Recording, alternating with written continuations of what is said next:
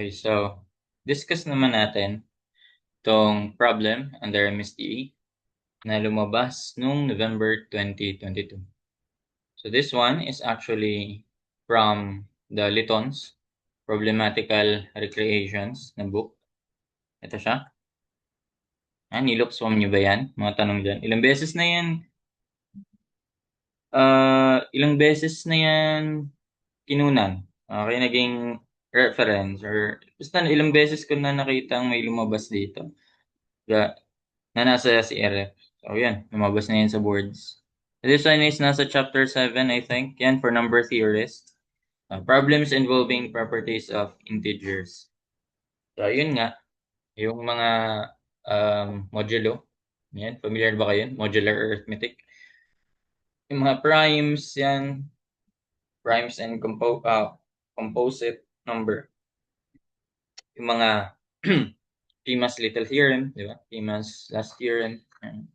Yung number theory. Sa engineering kasi, di na tayo nakapag-focus din, no? Sa, ano lang, mga math major yan. Naaral nilang yung number theory. Sige. So, ito, on what days of the week daw can the first day of a century fall? Ito, in general, masyado yung tanong eh. On what days of the week? O days of the week pa nga eh. So, possible, marami, di ba? Can the first day of a century fall? Century, first day of a century, kahit anong century tinutukoy dyan. First, second, third, fourth, fifth, ganyan. So, sunod may clue. So, the first day of the 20th century is January 1, 1901. So, ang tinutukoy dito, na nung lumabas to, ang tinutukoy dito, ay yung sa 21st century. Okay, yung kung saan tayo nandun na. Di ba, we're now at the 21st century? So, it started when? So, it started on first day of the 20th century, January 1, 1901, plus 100, so that's 2001, no? So, January 1, 2001, ang 21st century. So, ayun, yun yung hinanap natin. Anong araw yan? Anong araw ang January 1, 2001? Okay, so dapat, pag na-solve mo to, that may reference ka na January 1 din. Ano yung pinakamalapit? Or kahit anong alam mong January 1, anong alam mong araw na, okay, anong New Year? Anong alam mo yung araw? Anong year? Ganun. So, ako wala eh. Limot ko na eh. So, syempre, doon na lang tayo sa malapit. Punta tayo sa January 1, 2026. No? Ayan. Pero di ko rin alam yan. Paano kung alam mo na yan? Eh di maganda. Mas okay. Paano kung di mo alam? Eh di, mag-start ka sa alam mo na day. Sabihin natin, ako, gamitin ko yung araw ngayon. No, gamitin ko yung March. March 6, 2026. Okay? I know that, syempre, grabe naman kung pag tinitake mo yung exam, hindi mo alam yung araw, di ba? Kung lumabas man to ulit or something similar. So today is Friday. Friday. Okay, so kung pabalik tayo sa January 1, kailangan muna natin malaman kung ilang araw or ilang araw yung pagitan nila. Okay, so kung babalik tayo dun, dapat alam natin ilang araw ba meron sa January. Grabe naman. Dapat ito, alam na rin to, no? January. January has 31 days. Diba? Then February, kung di naman leap year, 28 days lang. Then ang March, yan na yun, 6. 6 lang kasi yun lang yung reference ko eh. Hanggang 6 lang.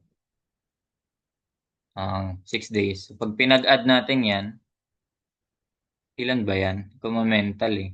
31 plus 28 plus 6. 65. 65 days in total. Pero yan ay binilang ko yung January 1 and January 6. 'Di ba? Ay, January 6, March 6. Nabilang ko sila pareho. Paano ba pag hinahanap lang natin yung days? Ganito, sabihin natin, March 6 na, March 6, Friday.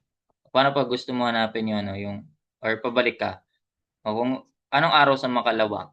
7, 8. Friday. Friday ba? Saturday. So, Sunday. 'Di ba? Saturday, Sunday. So paano mo ba yan, express mathematically? So, dito ako pabalik. So, kung Sunday, mag-iilang subtract ako ng araw. Dalawa lang, 1, 2. 'Di ba? So, hindi tatlo na katulad nito. Magbabawas ka ng isa. So, ganun. Dito kasi nabilang ko yon. Nabilang ko yung January 1 and March 6. Yan sa 65 days na yan. So, kailangan ko yang bawasan. 65 days minus 1 is equal to 64. 64 days lang yung kailangan ko i-check. Okay, and then dito na papasok yung modulo or modular arithmetic. Gamitan natin ng calc yan. Wala ata yan sa Casio eh. Hindi ko napansin. Sa Canon, magka-Canon ako. Ayan, mag-Canon ako. So, ang gagawin natin dyan, familiar ba kayo sa modulo? Ang modulo, parang division lang din naman, pero magkaiba lang sila ng output. 64, divide natin to 7, is 7 days, di ba? So, that will give us, di ba sa division, yan, quotient ang output. Dito, pag modular, yan, modulo, remainder ang ibibigay sa'yo. Ayan, pwede mo namang i-manual kung wala ka nitong modular na wala ka nitong modulo na function sa calculus. Nandito yan sa apps, modulo. Isulat mo yan, 64, comma, then 7. Yun. So, 1 day lang pala. Ibig sabihin, paatras ako ng isang araw. Ganun lang. Aatras ako ng isang araw. Okay, sulat pa nga. Monday, Tuesday, Wednesday, Thursday, Friday, Saturday, Sunday. Or pwede namang mauna sa Sunday. Ikaw bahala. Kasi loop lang naman yan. Ulit lang din, di ba? So, ganun. So, ang alam ko na ay March 6 ay Friday. Okay? Bawasan ko ng isa. So, dito na ako Thursday. Yun pala yung Yung January 1, 2026, Thursday. Naalala mo ba yan? Kung tanda yan, alam mo yan, di maganda. January 1, 2026. Okay? Di maganda. Kung alam mong Thursday yan, di madadalian ka na sa susunod. Ito na yan. Bibilangin mo na lang ilang yung araw sa pagitan nila. Okay, so ganito lang yan. 2026 to 2001. Ilang ano yan? Mag-blue na lang ba ulit ako? 2026 minus 2001. Ilang araw yun? Ilang years yun? 25 years. Then mahati yun into meron kang leap years and ordinary years, no? Ilang leap years yan? Ilang ordinary years?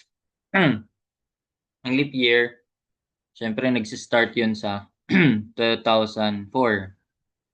Okay, then papunta ka sa 2024. Alam na siguro yan.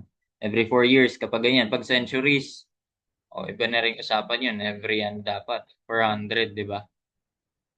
Saka yun. Divisible by 4, divisible by 400. Okay, so 2004 to 2024. Ilang terms yan?